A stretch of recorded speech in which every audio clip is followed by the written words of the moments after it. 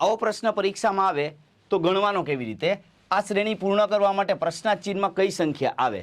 તો કહે છે 23 ના થાય છે 29, 29 ના થાય છે 47, 47 ના 75 અને પ્રશ્નાર્થ ચિહ્ન.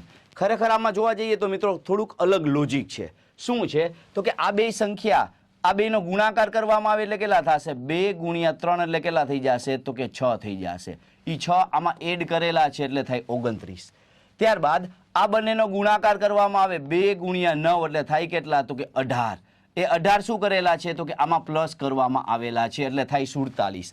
આ બંનેનો ગુણાકાર થાય તો 4 ગુણ્યા 7 કરવામાં આવે એટલે 28 થાય. એ આમાં એડ કરેલા છે એટલે થાય આપણા માટે 75. તો હવે આપણા માટે 7 ગુણ્યા 5 કરવામાં આવે એટલે કેટલા થાય? તો કે 35 થશે. એ 35 આમાં એડ કરવામાં આવે તો 70 ને 30 100, 5 ને 5 10, 110 આપણો આન્સર આવે. એટલે આપણો આન્સર શું થઈ જશે મિત્રો? ઓપ્શન ડી આપણો આન્સર થઈ જશે.